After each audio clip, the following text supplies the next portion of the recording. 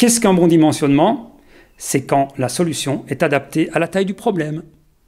Problème à résoudre, je voudrais accompagner mon repas d'un petit verre de vin.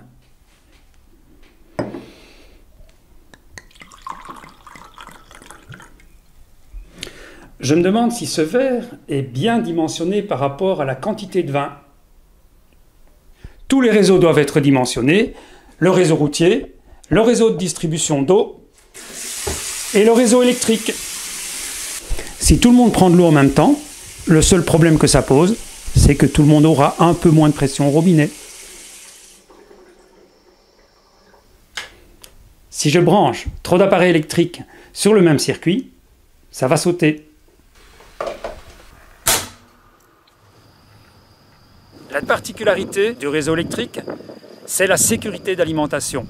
RTE a l'obligation de service public de continuer à assurer la fourniture d'électricité, même en cas de défaillance d'une ligne.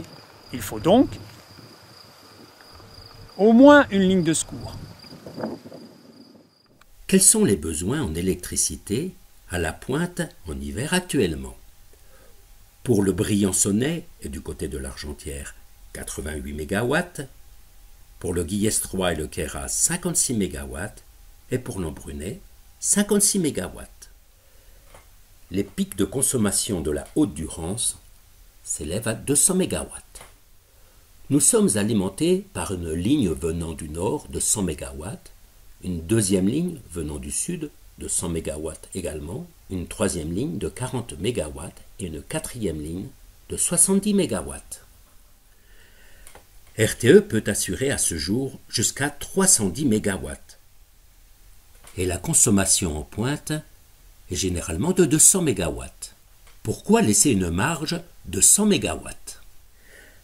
Si une ligne est coupée ou un dysfonctionnement, l'offre descend à 210 MW.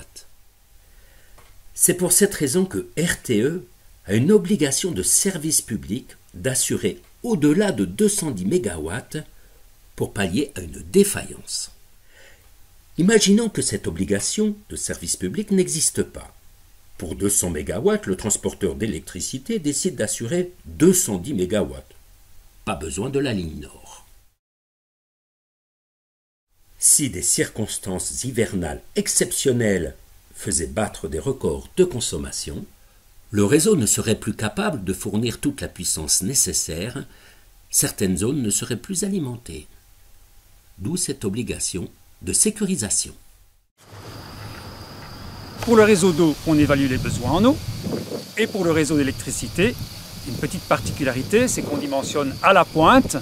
Et chez nous, en Haute-Durance, cette pointe, c'est en plein hiver, quand il fait très froid, à 4 heures du matin.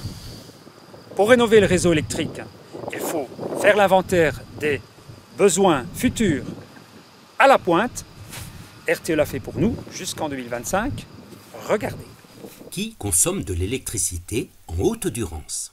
On peut donner comme exemple les habitations, les ZAC, zones d'aménagement concertées, qui comprennent les zones industrielles, mais en Haute-Durance il n'y a pas beaucoup d'industrie, les zones commerciales avec les supermarchés, les zones de service avec les garages, restaurants, bureaux, etc. Les stations avec les résidences touristiques, les remontées, les canons à neige. Mais curieusement, ce n'est pas le jour que l'on consomme le plus. Le pic de consommation, c'est la nuit, en plein hiver, à 4 heures du matin. Car c'est là que se mettent en marche les appareils les plus gourmands en électricité. Chauffe-eau, chauffage, c'est l'histoire des heures creuses d'une précédente vidéo. À cela, on peut ajouter d'autres équipements, comme les canons à neige. En 2009, ce pic atteignait 180 MW.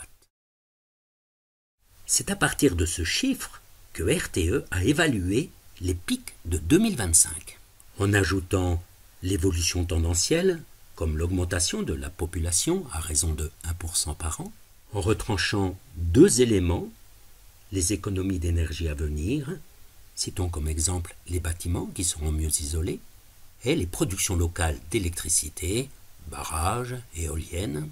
RTE évalue le tout à 20 MW. Et l'on ajoute les nouveaux besoins que l'entreprise chiffre à 80 MW. En 2025, RTE envisage des pics de consommation de 280 MW. Mais quels sont ces nouveaux besoins? Parmi ces nouveaux besoins, RTE prend en compte les ZAC et prévoit des parcs d'attractions pour le tourisme d'été. Ajoutons des télésièges, des canots à neige, etc. Voici donc des exemples que l'on nous donne de nouveaux besoins. Mais rappelez-vous, RTE cherche à calculer les pics de consommation, le moment où l'on consomme le plus d'électricité. Ce n'est pas quand tous les hauts alpins mettent en marche leurs appareils électriques en même temps. Ça n'arrive jamais. Les records de consommation, c'est la nuit, en plein hiver, à 4 heures du matin. À cette heure, les supermarchés ne fonctionnent pas, les garages, bureaux, restaurants non plus, et les télésièges sont à l'arrêt. Il semblerait donc que dans les nouveaux besoins contribuant au pic de consommation, en plus des installations fonctionnant la nuit, RTE est ajouté des supermarchés, des garages, des bureaux, des restaurants, des télésièges, etc. Le tout consommant 80 MW. Or, ces installations fonctionnent de jour, pas la nuit. Si l'on note ces installations diurnes, que deviennent nos 80 MW? Cela veut dire que si l'on suit sa logique, RTE pense qu'un beau matin d'hiver 2025, vers 4 heures du matin, les hauts alpins iront faire réparer leur voiture. Avant de faire leurs courses, manger la saucisse au chou au restaurant, ils iront faire un tour au bureau ou pratiquer la brasse papillon ou se promener en télésiège. Quand on reverrai-je, pays merveilleux. De deux choses l'une. Ou RTE pense qu'en 2025, les hauts alpins vivront tous façon nuit debout, ou RTE a exagéré les nouveaux besoins pour augmenter le dimensionnement des nouvelles lignes. Et en plus, rappelez-vous qu'on peut lisser la pointe, les heures creuses, et qu'il existe bien d'autres façons de la faire diminuer. Il est donc fort probable que cette pointe en 2025 sera bien inférieure à 280 MW.